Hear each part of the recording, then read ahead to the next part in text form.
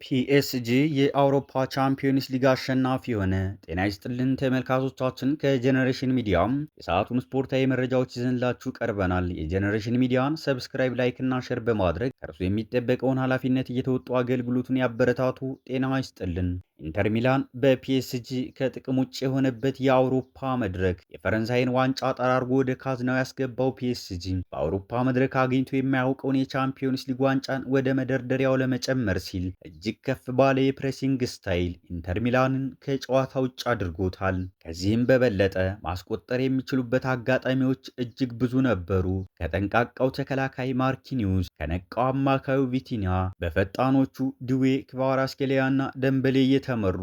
ፋታ በማይሰጠው ፍላት ፕሬሲንግ አጫዋታቸው በለማዶቹ ተከላካዮች ፓርድ፣ ባስቶኒ እና ቸርቪ የሚመራውን የኢንተር የተከላካይ ክፍል እንዳይረጋጋ አድርገዋቸው ተስተውሏል። ከወገብ በላይ በተጋጣሚዎቻቸው ሜዳ ላይ ረጅም ሰዓትን ያሳለፈው የፈረንሳዩ ክለብ ከጨዋታው በፊት አሰልጣኝ ሉዊስ ኤንሪኬ አስቀድሞ ጎልን የሚያስቆጥረው ቡድን የዋንጫው ባለክብር እንደሚሆን ሲናገሩ የነበረ ሲሆን ጨዋታውም የአሰልጣኙ ንግግር ፍንትዋ አድርጎ ያሳየ ሆኗል። ኢንተር ሚላን እስካሁን የመጣባቸው መንገዶች አሳማኝ ከመሆናቸው ባለፈ ውጤት ገልብጦ ያለፈባቸው የቅርቡን የባርሴሎናን ጨዋታ ጨምሮ ቁጥራቸው ቀላል የማይባሉ ቢሆንም ግን እንዳለፉት ጊዜያት ዛሬ በፍጻሜው ያንን የማድረግ አቅሙ አልነበረውም። ይሁን እንጂ የመጨረሻው ሳቅ ልጃቸውን በሞት ያጡትና ዋንጫውን ለልጃቸው ሲሉ በቋመጡት የፓሪሱ አሰልጣኝ ስኬት ተደምድሟል። ፒኤስጂን የአውሮፓ ቻምፒዮንስ ሊግ ሻምፒዮን። ፒኤስጂ ኢንተር ሚላን በፍጹም የበላይነት በማሸነፍ ለመጀመሪያ ጊዜ የአውሮፓ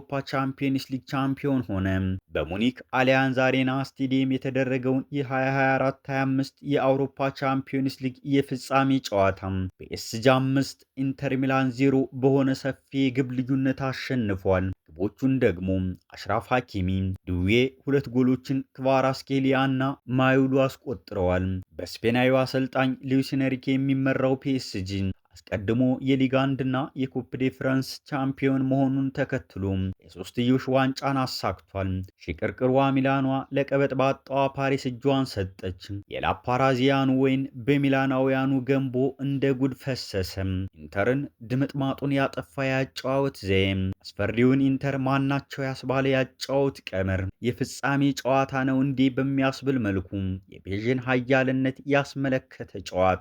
ኦ ፓሪስ ሴን ጀርሜን ላፓራዚያኖቹም ሉዊስ ኤንሪኬ ኢንተርን በድብቅ አጨዋወት ቀመሩ አስፈሪውን ኢንተር ድምጥማታቸውን በማጥፋት ዋንጫውን አሸንፏል። ሉዊስ ኤንሪኬ በሁለት የተለያዩ ክለቦች ከቻምፒዮንስ ሊጉ ጭምር የትሪብል ክብርን ያሳካም ከፔፕ ጋርዲዮላ በመቀጠል ሁለተኛው አሰልጣኝ መሆን ችሏል። ፒኤስጂ ከኦሎምፒክ ደ ማርሴ በመቀጠል ቻምፒዮንስ ሊግን ያነሳ ሁለተኛው የፈረንሳይ ቡድን መሆንም ችሏል።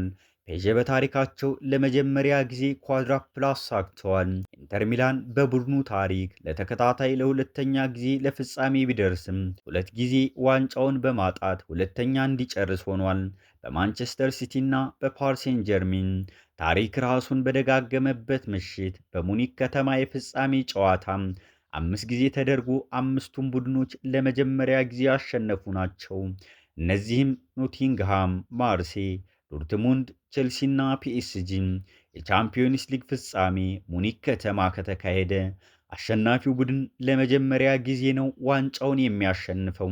በዓለም ላይ ለምትገኙ የፔዤ ደጋፊዎች እንኳን ደስ ያላችሁ። ተመልካቾቻችን ከጄኔሬሽን ሚዲያ ለሰዓቱ የነበሩን ስፖርታዊ ዜናዎች እነዚህን ይመስሉ ነበር። የጄኔሬሽን ሚዲያን ሰብስክራይብ፣ ላይክ እና ሼር በማድረግ ከእርሶ የሚጠበቀውን ኃላፊነት እየተወጡ አገልግሎቱን ያበረታቱም። በሌላ የጄኔሬሽን ሚዲያ ዜናዎች እስከምንገናኝ ጤና ይስጥልን።